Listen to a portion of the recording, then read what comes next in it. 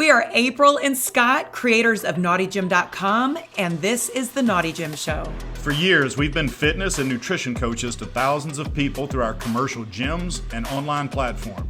We've also spent nearly a decade in an ever-evolving open relationship. This show brings together two of our biggest passions, fitness and sex positivity. Our mission is to maximize the physical and mental health of anyone brave enough to explore relationship structures that run counter to societal norms. We have demolished our old ways of thinking about relationships, and from that rubble, built a life full of happiness, adventure, and vitality. And now we want to help you do the same. So hop on the treadmill, start the show, and let us teach you how to never stop playing.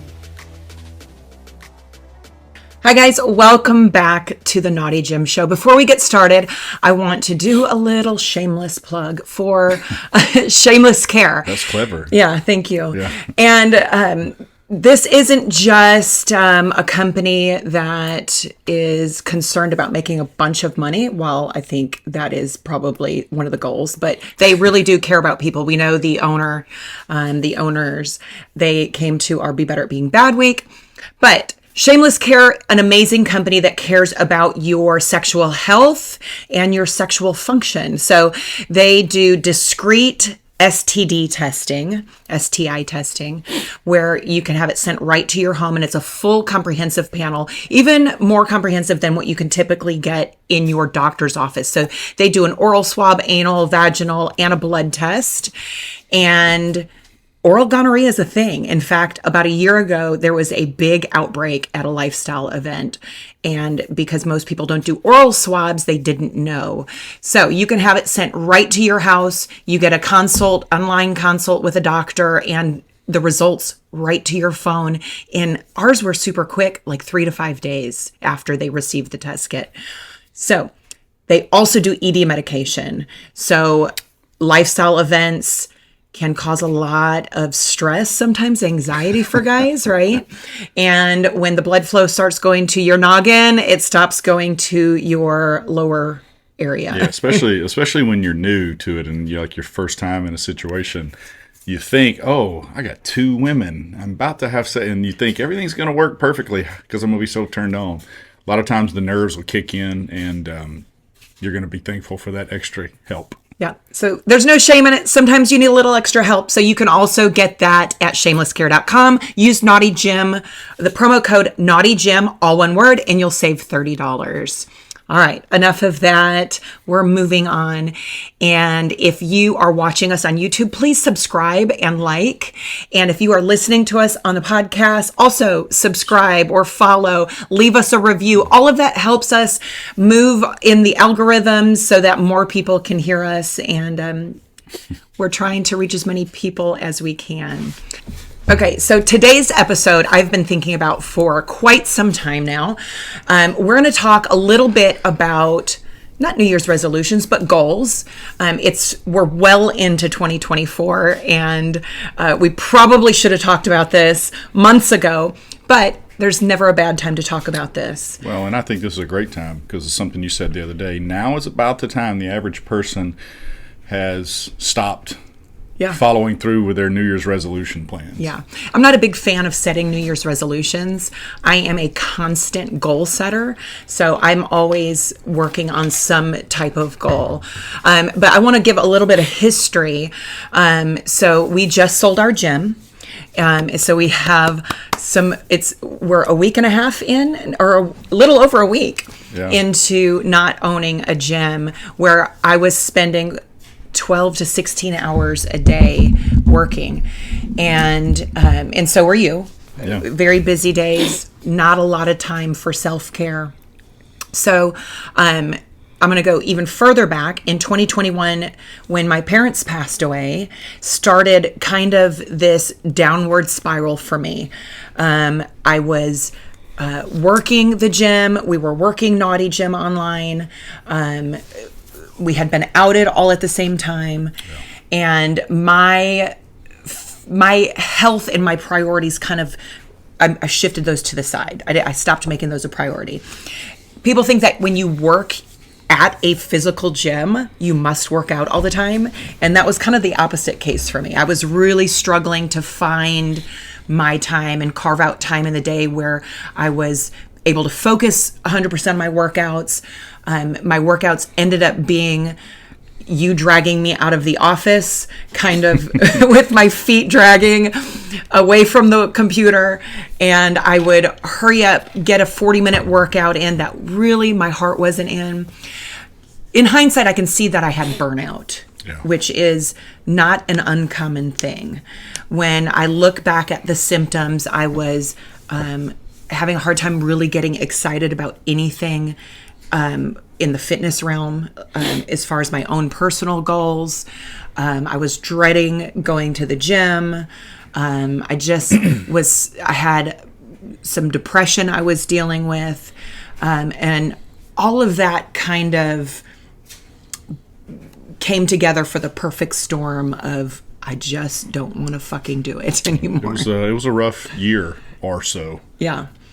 So what I am thankful for is I've been in the fitness industry for so long that I had already established some habits over the last 20 years that I was able to stay consistent with when I couldn't control anything else.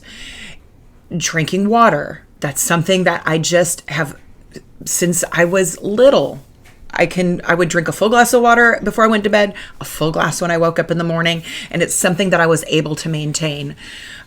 Making protein my priority at every meal, that was something I was able to maintain. And when I look back, it wasn't something that I was consciously doing or making an effort to do. It was just something that had become so ingrained in who I am that it was easy to do. And that's going to be the purpose of this podcast, right? Is to show people or talk about some tips that you can use to help develop habits that not only help you when things are going great, but you sort of fall back on when things aren't great. Right. Yeah, because life is going to throw curveballs at you. It's not always going to be easy to get to the gym. It's not going to always be easy to do what you need to live a long life and live a healthy life. And so if you can establish those habits, then when things get tough and you're able to do what you can, however minuscule that is, those things compound and lead to long-term good effects, right? So on top of all of that, I had never had anxiety before until my parents passed, and I started struggling with anxiety and researching natural ways to deal with anxiety and ADD, which I never, as a child, because we were poor mostly, so we didn't go to the doctor a lot when I was a kid, I've never had taken medication for ADD. Looking back on my childhood, I just kind of was like a self-soother. I had to figure it out. Like, this is just something I have to deal with. Yeah. I didn't understand, when we talk about math, I can totally see how my ADD affected my ability to focus on schoolwork and stuff like that. But so over the last year or so, I've been seeking out natural remedies for that, like nootropics and mushrooms and stuff like that. So we're going to talk about that a little bit later as well. So I want to talk about the five biggest things that can make an impact on your health journey, your fitness journey, and creating longevity in your life. Because ultimately, we all want to age well. We don't want to be in a nursing home. Yeah, I'm currently struggling with that process of aging well. You're not. You're aging beautifully. But, we hear stories all the time. I actually had a client about 6 months ago whose mother fell, and she laid on the floor for 3 days before anyone found her. She was alive, thank God, but she was not strong enough to pull herself up and get to a phone. Wow. And that's scary. But we hear a lot of stories like that where, somebody has a fall and they're not strong enough to get back up. And it's important, not just from a health reason, which is the ultimate reason for doing these kinds of. They've taken care of yourself. But relevant to probably a lot of our audience, or maybe all of our audience, is I don't care how good you think your technique is in bed. If you don't have a decent or serviceable level of fitness, cardiovascular health, that sort of thing, you're not as good as you could be. You're not as good of a partner as you could be in bed, because fitness is a huge benefit in the bedroom. Right. Yeah, I agree. All right. So I'm going to, I've got my list, my top 5. And you may have some other than that. I think I know you well enough to know that these are probably your top 5 too. I thought you were going to say, you know me well enough to know I don't have any. This is my list of 5 things you should be doing in 2024. All right, let's go. Number 1. Number 1 is making protein and high quality foods your focus. Okay. So we know after the age of 40, 50, into your 60s, 70s, we are losing muscle mass at an increased rate. Maintaining muscle mass is important because it helps with hormone regulation. It's going to help us get off of the floor if we fall. It's going to help us maintain a healthy body composition. Especially women after the age of 35, when our hormones start changing, we start developing more visceral fat around the organs, around the gut. The worst type of fat. Right. Yeah. Which leads to an increased risk of cardiovascular diseases, which, by the way, is the number 1 killer of women, cardiovascular disease. And so protein, making that your primary focus at every meal. How much protein should we be getting every day? Well, there's a lot of debate about that, but the typical advice you'll hear is between 1 gram per pound of body weight down to about maybe 3/4 of a gram per pound of body weight. So if you weigh 200 pounds, that's somewhere between 150 and 200 grams of protein a day. And if you do that, if you try to do that, you'll realize that's not very easy. If you accurately track the amount of protein you're taking in, do it for a week. Yeah. And see. It's hard. It becomes a part-time job to get that much protein in through natural food, which is why we often supplement with a protein shake or protein supplement. Right. So that's a lot of protein to eat. And if you're also eating high quality foods like fruits and vegetables, it's going to be almost impossible to overeat as far as calorie wise. Right. Calories we're not as concerned about. So when we're coaching a client and they want to know how many calories should I eat, our first question is how much protein are you getting and what else are you eating, right? And it's not to say that calories aren't important. Right. You can't lose weight if you're eating more calories than you're burning. Right. But a calorie is a calorie. So you can either, I can run a mile uphill or I can run a mile downhill, which is easier. A mile's a mile, right? So a calorie is a calorie, but there are better calories. Wait, are you saying running a mile downhill is easier? Oh, it's easier. Okay. Yeah, I thought running you a were mile suggesting downhill. they were the same. No, I'm saying they're not the same. Just like all calories. Some people will say calories are the same. So it doesn't matter where I get my calories from, as long as I'm burning more than I'm taking in. Right, which is not true. Right. Correct. Yeah. So if you are making protein your main focus at every meal, then what are some other high quality foods? Your fruits, your vegetables, potatoes, rice. You can get 1,000 calories from fruits and vegetables, or you can get 1,000 calories from one donut. But that's a big donut, but yeah, that sounds good. I think you've had that.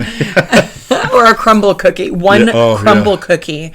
I think I was looking yesterday. I think it was like 1,700 calories because they're supposed to be 6 servings in one cookie. Oh, well, and one of the reasons this is so important, like you can eat, just as another example, you could eat 1,000 calories of McDonald's or 1,000 calories of good food you cook at home. Your weight loss is, for the most part, going to be the same. Mm-hmm.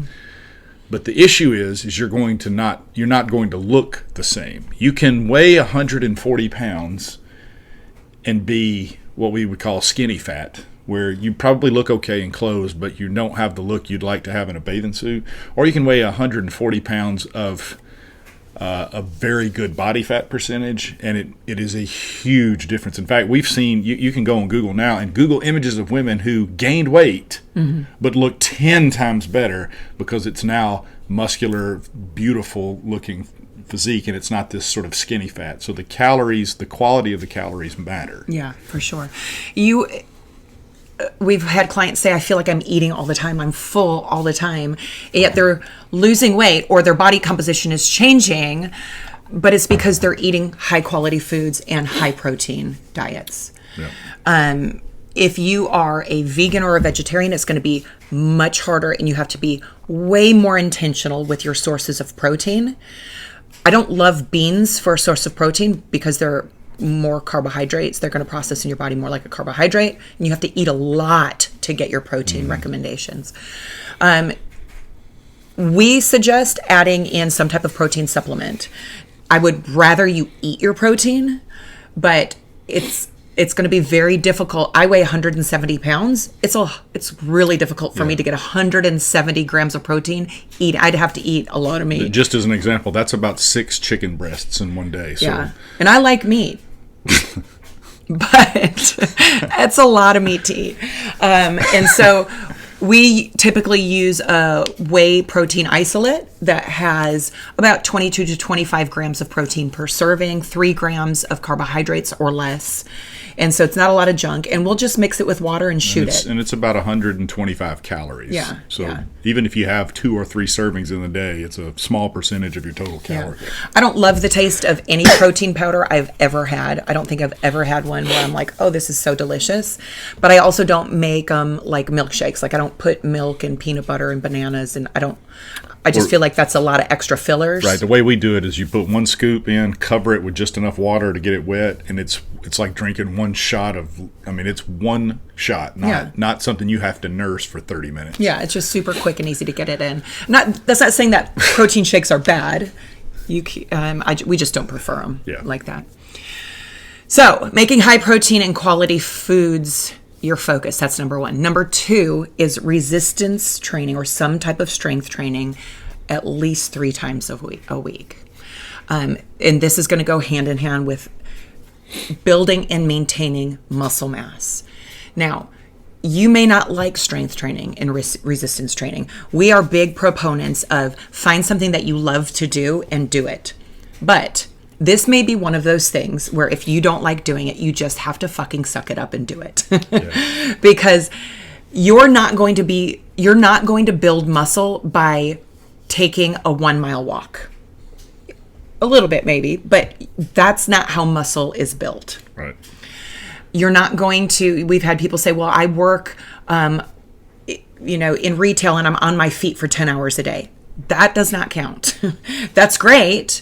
You're probably burning a good amount of calories, but you need resistance and strength training, a minimum of 3 times a week to build and maintain muscle mass. And it gets even more important the older you get. One of the biggest or leading causes of accidents and death among people over the age of 50 are falls, accidental falls. Yeah. Part of that is the loss of balance, coordination, and muscle mass that just happens as we age.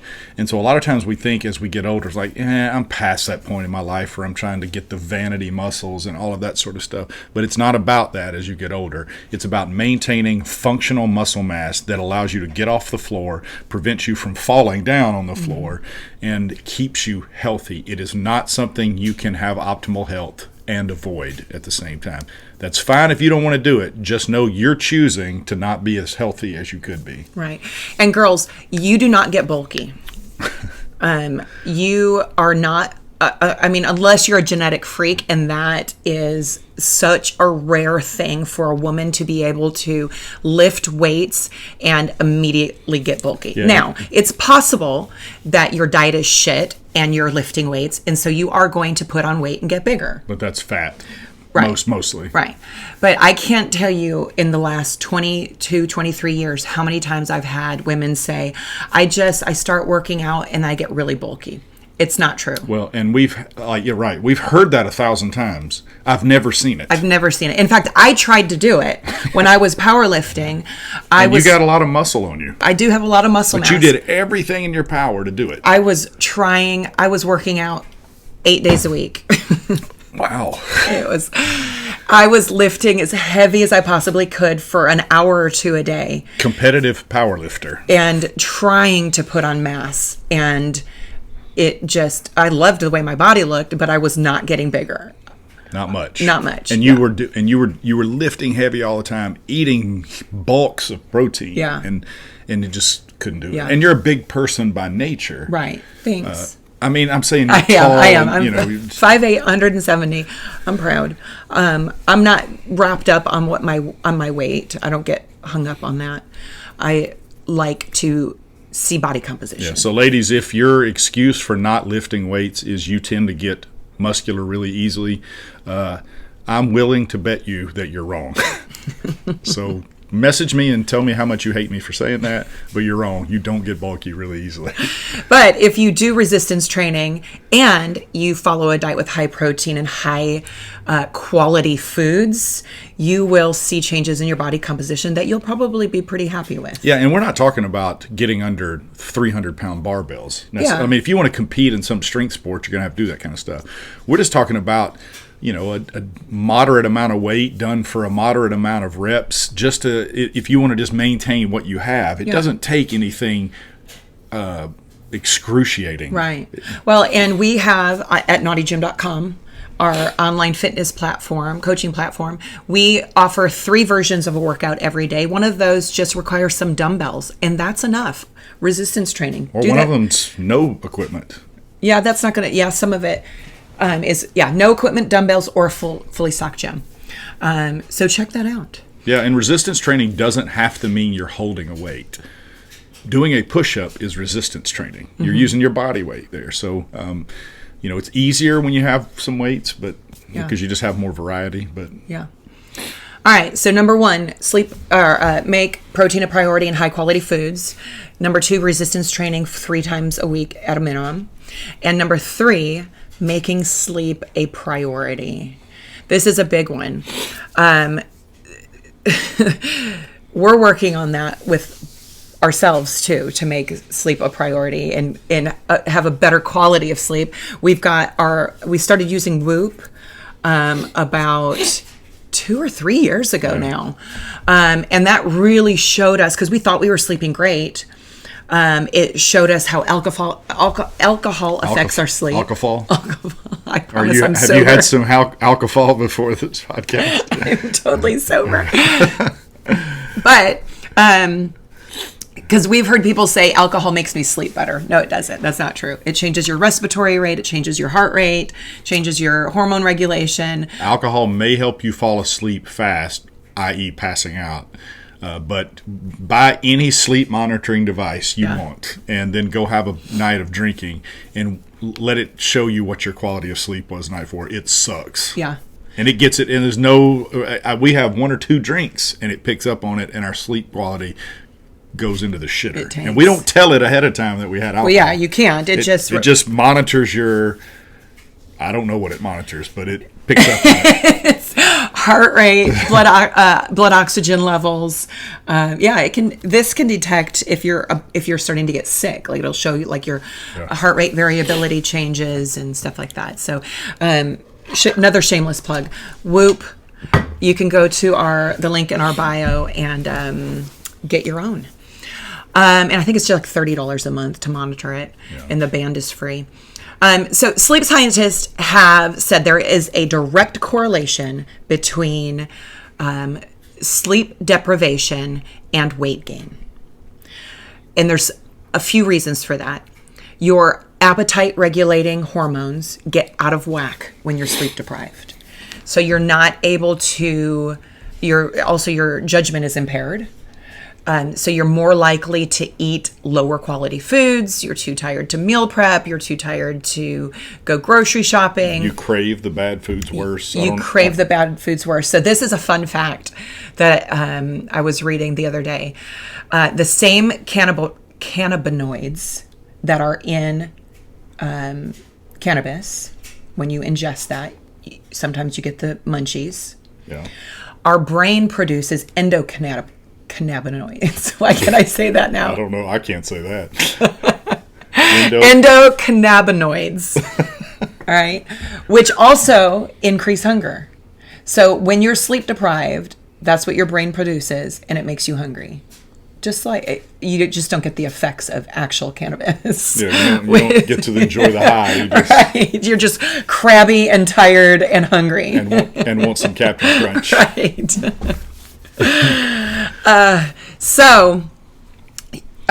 There's things like people will sacrifice sleep to wake up really early in the morning to work out, and you're doing yourself a disservice. If you're not getting a quality 6 to 8 hours a night of sleep, and really they say 7 to 8, but I know a lot of people can function pretty well on 6 to 8 hours of sleep.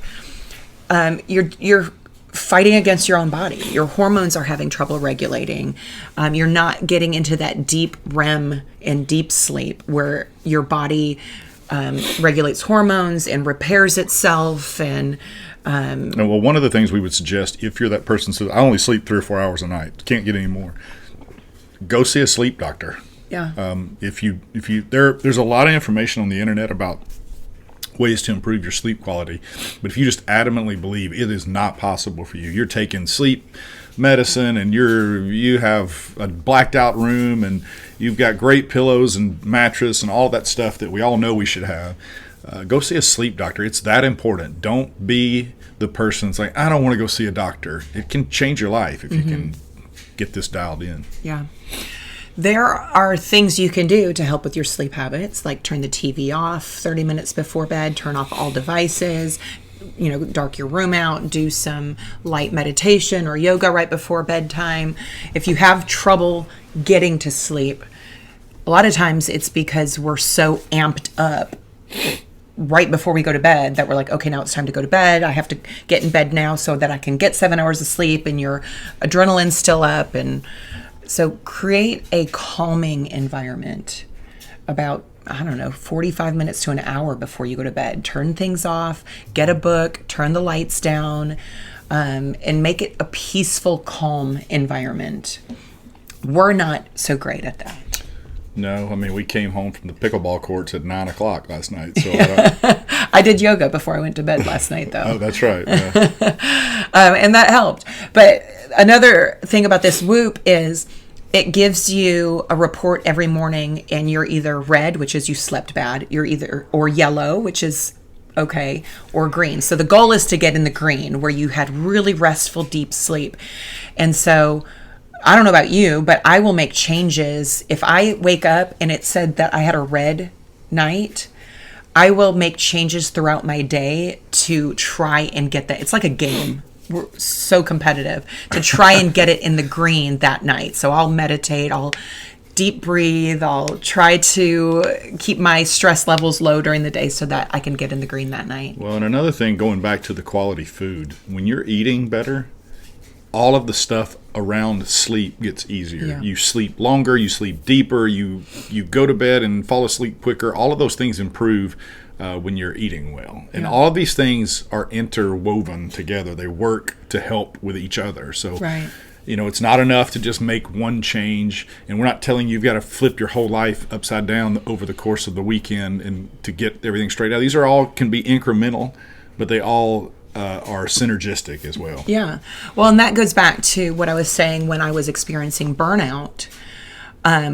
I was in no frame of mind to go, okay, I'm going to start tracking my macros. I'm going to start doing this. I'm going to count my calories. I just was like, you know what? I'm going to drink water today instead of Cokes. I'm going to try and get to bed early tonight. I'm going to go for a walk. I'm going to take some deep breaths and meditate for a little bit. Because I've been doing that for years. I knew what I needed to do. Sometimes I just wasn't able to do it as much as I wanted to, but it was able to get through that without having to take anti-anxieties and, stuff like that. Not saying that those are bad. I just would prefer to do it holistically. Yeah. All right. So make protein a high priority. Resistance training, make sleep a priority, number 4 is create an environment that you love. So what I mean by that is surround yourself with people who are going to encourage you, build you up, help you, hold you accountable, people that you enjoy being around, people who are doing the same thing you're wanting to do, right? Which I would assume also means getting rid of the people that aren't doing those things. Well, not getting rid of, but maybe not making them your primary people you go to. So I can remember when I used to work an office job and I would bring my meals to work every day. And they would almost make fun of me, like shame me, because they were going to Wendy's to grab a burger and fries. And, and eventually they just stopped asking me to go to lunch with them, which was fine with me. But they were kind of assholes about it. And so if you have friends, they weren't my friends, but I'm just saying people have friends in their life who are like this, where if you go out to eat and, you order the grilled chicken and veggies and a potato, they're like, oh, you think you're better than us because you're eating healthy or something. You're one of those people. Yeah. There's something about somebody who wants to be better that really, it's almost a visceral reaction in people who aren't doing that. You know what I'm saying? Yeah. Does that make sense? Yeah. Like they almost take it as like, they're offended. Yeah, you're making fun of them, or you're saying what they're doing is wrong. Right. Yeah.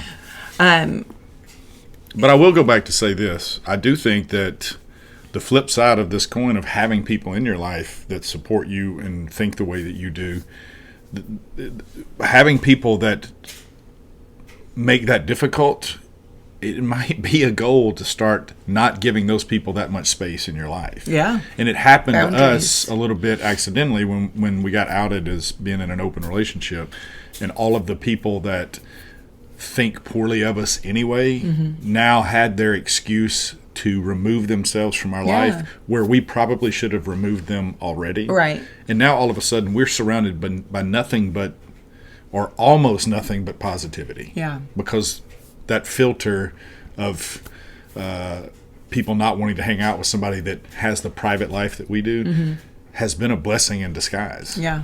Yeah.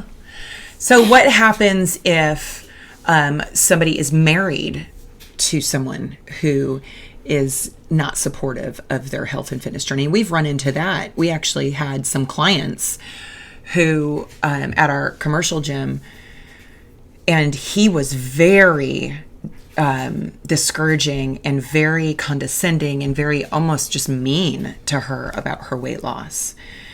And so my suggestion with that is tell him he's an asshole. No, I'm just kidding. You can still find your tribe. You can still, if you're with somebody and maybe that is difficult because they don't want to eat the way you want to eat, or, it doesn't have to be so extreme where they're mean to you, but in my previous life, I was married to someone kind of like that. And when I was running, I would find a group of women who love to run, and I would run with them. I would find online communities of people who can hold me accountable. I had, a couple girlfriends who would encourage me and, would meal prep and stuff like that. So try to find those people. Reach out to them if you are watching somebody, on social media that you, are drawn to or like the way that they do things. Message them. How do you do this? Can you give me any tips? Can you help hold me accountable? Whatever that is. Well, I want to give an possibly unpopular opinion, and definitely controversial, but I'm going to stand by it, and you can give me hate messages in the comments if you want to. But if you have a spouse who is your most frequent point of contact with life, I mean, that's the person you're spending your time with, or most of your time with, and they don't support, or there's a lot of tension or conflict, and they don't support the things that you want to do, I see two avenues. One is counseling, which I don't think, my experience is that the failure rate of counseling is higher than the success rate. Are you saying people shouldn't go to counseling? No, I'm saying go to counseling. That's step one. And if it fixes it, if it fixes the problem or at least improves it, great. If not, and again, I'm being very negative here, I don't think counseling, when you have most of the people go to counseling when their relationship is failing or is on the verge of failed. Right. And those are, I think, are tough to salvage. But at any rate, if you can't get the person who's supposed to support and love you the most to love and support you the most, leave them. I mean, I don't know what else. Otherwise, what's the other option? You stay with them and be miserable? Yeah. I know that may not be a popular sentiment, and I know that that's not easy to do. I know that people's lives are interwoven with children and jobs and mortgages and bills and all of those sorts of things. Believe me, we know. All right, we've been through it. But the other side of that dust cloud of shit that you're living in is the potential joy that you're looking for. Yeah. Well said. I think most of our audience, if they're in a non-monogamous relationship, probably don't deal with that issue. What a bad relationship. Yeah. But for those that are not in non-monogamy and are just listening to us because they want to see what we're up to, that's for you. Okay. Fair enough. Yeah. And look, by the way, I'm not supporting divorce in the sense that I think it's it's a horrible thing. It's a horrible thing, but awful it's for a everybody. horribly beautiful thing. And marriage isn't a great. I mean, I love being married to you, but I'm not a big fan of the institution of marriage in general. But that feels good to hear you say that. I love having a partner who is on the same page with me. All right. So along with creating your environment, you don't have to join a gym if you don't like the gym environment. Find somewhere where you can, like I said, work out with some friends. If you like to work out by yourself, I've just started discovering yoga by myself. It gives me some peace and quiet and allows me to turn my brain off. Create your environment. Find a walking path that is, a 10-minute walking path out your front door or whatever it is. But that's going to make such a difference in your everyday journey in health and fitness if you enjoy what you're doing and you have a supportive community or group of people around you. And in your house, that can include things like because we no longer have a gym, we just had to do a lot of rearranging. We took our sunroom, which was kind of a spare bedroom. We've turned it into a little gym. We've sold our dining room table and some other because now furniture. we don't have the office at our gym we used to have. So now we've turned our dining room into an office. So who knows where we're going to have Thanksgiving dinner? But in the yard. But so you create these environments that help facilitate the life that you want, and that goes for friends and family. That goes for your home life. Start actively looking for ways to help make the choices that you want to make easier to make. Yeah. Well said. All right, number 5. This is your absolute favorite, so I'm going to let you speak a little bit on this, but that is drink more water. Oh, that is one thing I am exceptional about doing. Because, as I understand it, Diet Dr. Pepper is 98% water. So I get a lot of that. So, water. I'm not talking about Diet Dr. Pepper. I'm not talking about any other liquid but water. You can add fruit to it, whatever. But I am shocked when I hear that adults don't drink water. Growing up, that's all we had. Water hose water. Well, yeah, you drink. But I've always drank a lot of water, so I assumed that people just did. But I have had clients for years that it's a struggle to get them to drink one 12-ounce bottle of water a day. And they're just like, I just don't like it. As an adult, that's no longer a valid excuse. It's time to grow up. Right? You just have to fucking do it. It's going to help with your liver, kidney function. Your body needs, a large percentage of our body is water. You said just fucking do it. That's the Naughty Gym version of the Nike. Fucking do it. You said just do it. Okay, sorry. and I know I'm like this with you. Anytime Scott has a headache, I'm like, have you drank any water? Because even a 10% rate of dehydration can cause headaches. Well, actually, you say that about anything. I'm like, my toe hurts. You have you drank water? I think the internet connection's not good today. Have you drank water? The first thing I do if I am not feeling well, like my head's starting to hurt, I'm like, I need to drink a glass of water. Like, I wake up in the morning and I literally chug a glass of water and I drink one right before I go to bed. And then I've got a water cup by my bedside that sometimes I'll wake up. As I'm going through like perimenopause, I think I'm more dehydrated than I have been previously. And so I've increased my water intake. But I have a Yeti with me all day long.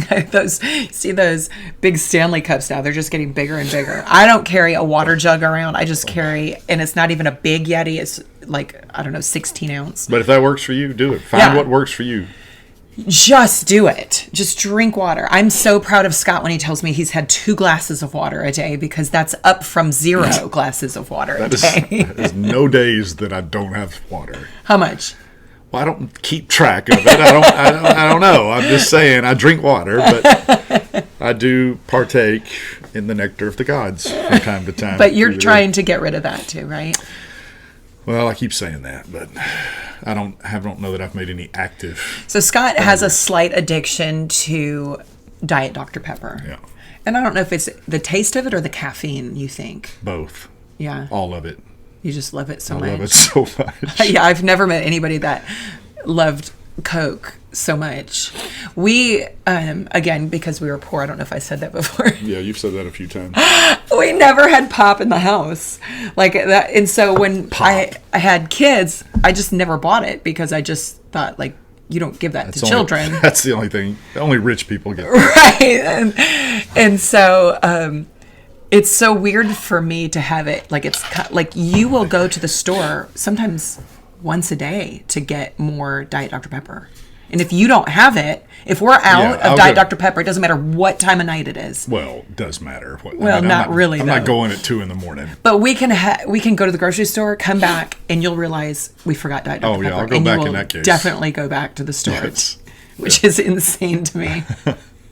So I'll get caffeine headaches. I know. We're going to work on it.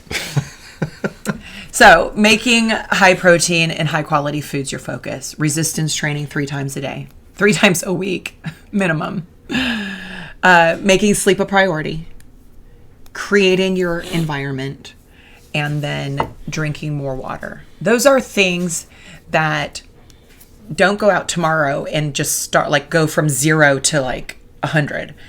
Make slow changes, right? So maybe start with breakfast.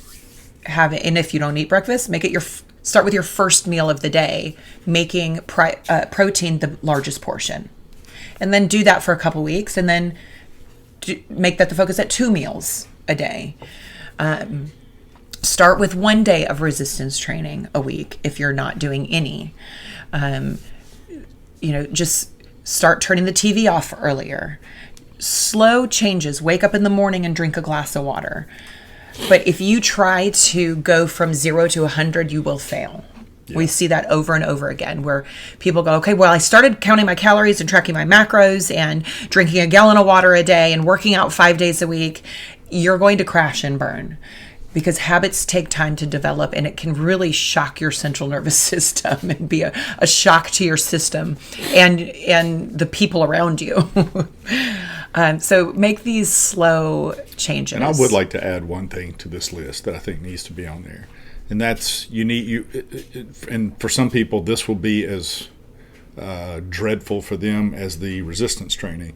But you need to do some relatively low intensity, usually what's called zone 2 or 3 cardio through the week.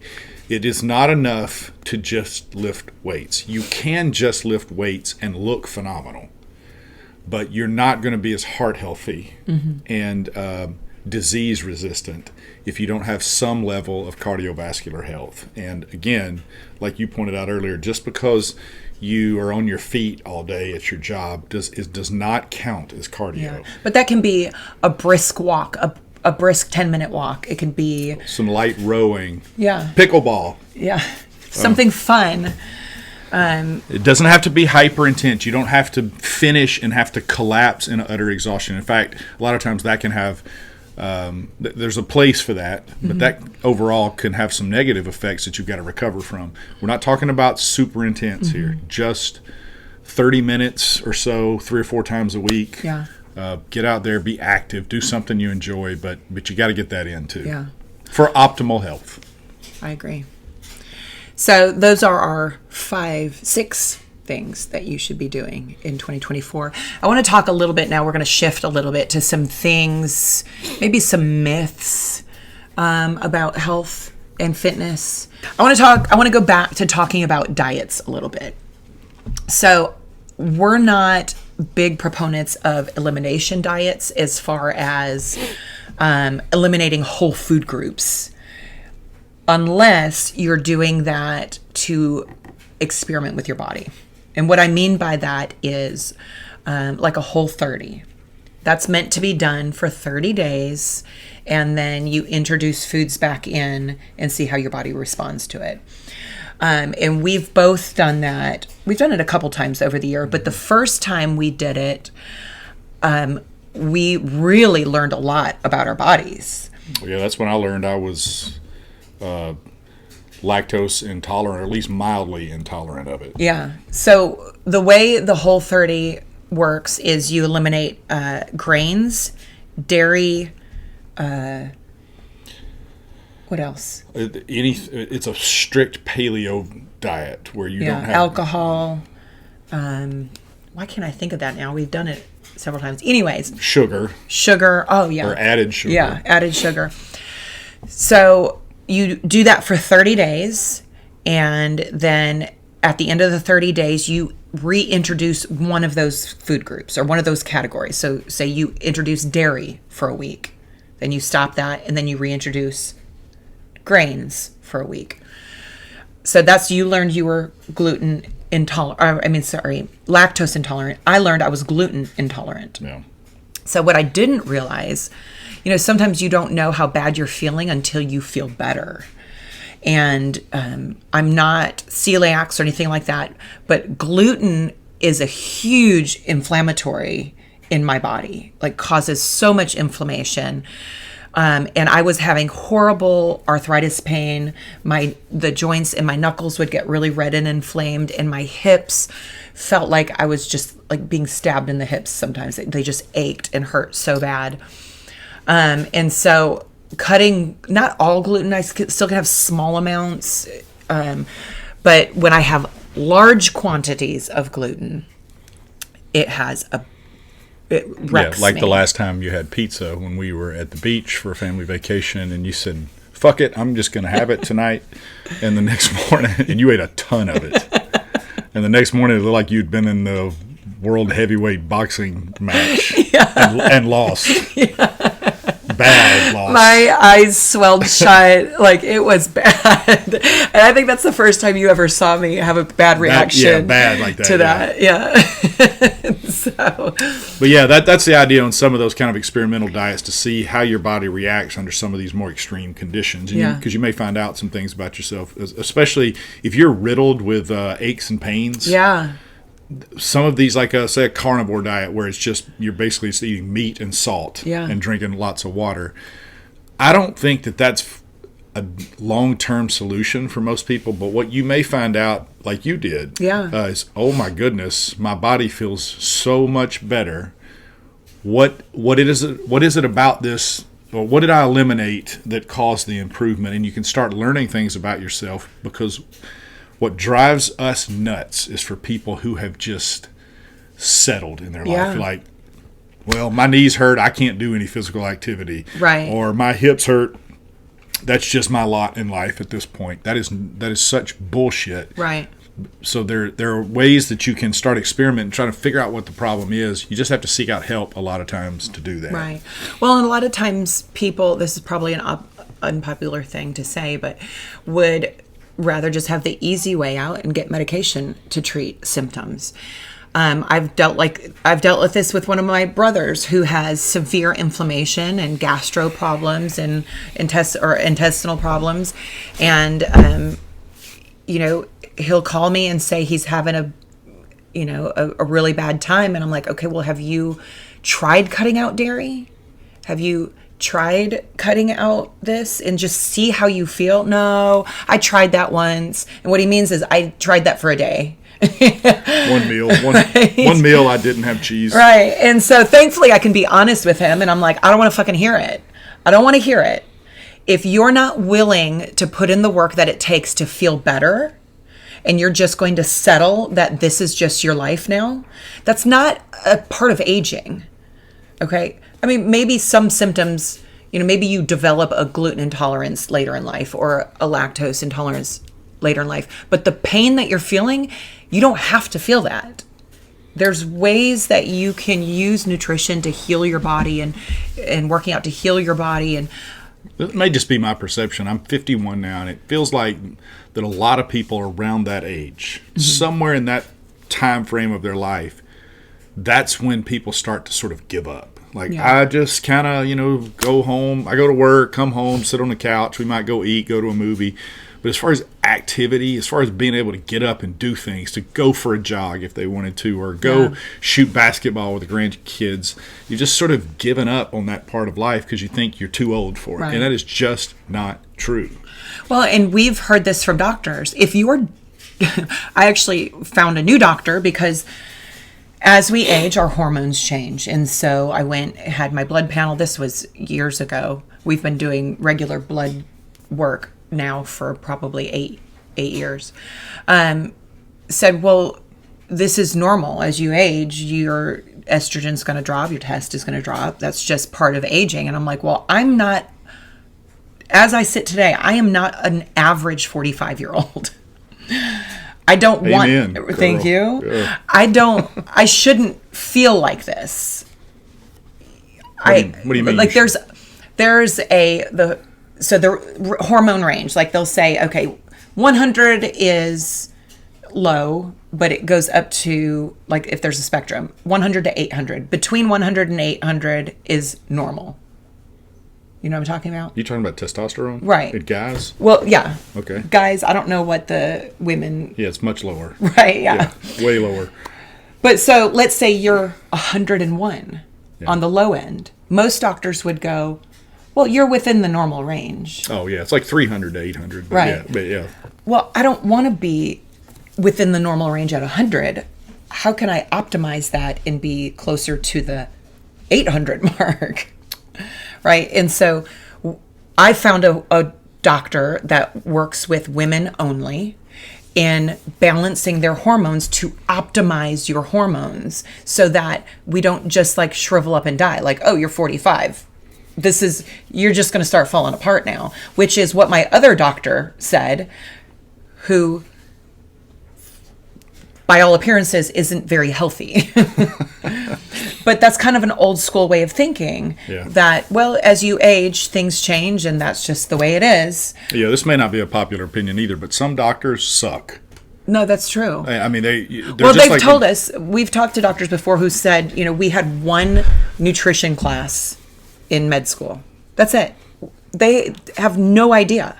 Yeah. I mean, they have some superficial, and some do. Some will learn and educate themselves and become a specialist maybe on that topic. But find a doctor who is going to aggressively try to give you a vibrant life. Right. That says, look, you're not going to sit on the couch under my watch. Right. That they're going to do aggressive blood testing, that they're going to promote an active lifestyle, that they're going to help get you on the path to vitality and not on the path to comfortably sitting on the couch for the rest of your life. I found a doctor who works with her clients first on nutrition. And I love that. Like, how can we get your hormones and vitamin deficiencies in balance with diet first? Yeah. And then we'll retest, see how you're doing, and see if we need to supplement in any way. Well, and one of the reasons that's not common is because it's not easy to sell. Right. You give a pill, I mean, Ozempic, and I'm not bashing these have a place, and I think it's a good drug for a lot of people for specific reasons. But it is very easy to sell a drug for weight loss. It is not easy to sell nutrition and exercise for weight loss. If you go to a doctor and they're prescribing, the first thing they want to do is put you on a weight loss drug or some other seemingly simple fix without addressing your nutrition or lifestyle first. Right, then they are likely doing you a disservice in the long run. It may work in the short term, but it's not the optimal path to health. It could be a kickstart, but there's other pieces of that puzzle that are going to have to be in place for you to live the sort of fun, active-filled life, adventure-filled life that we think most people want to live. Yeah. All right. There was a few things that I wanted to talk about, but I think we're running out of time, so maybe we can make another episode. But I wanted to talk about nootropics and natural remedies for like ADD and anxiety and stuff like that I've just been experimenting with here lately. I actually found a drink that I really like because I'm also really cutting back on my alcohol intake just because it makes me feel so shitty the next day. I get real swollen and it just don't feel good. So I found a drink that has lion's mane in it, which is meant to help with like clarity and mood, and THC, which also helps with maybe not clarity, but definitely with mood. And it gave me a real mellow, chill feeling. Yeah, if you're listening to this still, if you've made it all the way to the end of this episode and you have any experience with these THC infused drinks, drop a comment and let us know about them, because it's very interesting. There's a movement. People like the mood stimulation of alcohol, but this does it also just in a different way. It's THC in a healthier way, and the argument is that it's healthier than alcohol. So if you have any experience with this, let us know, because it's something we're interested in and we're starting to try out. Yeah. But I've also I'm making the move away from coffee, and I've been using mud water for. You're about to cause a riot with the coffee thing. Yeah, I know. I love coffee, by the way. I love the smell of it. I love the taste of it. I love it all.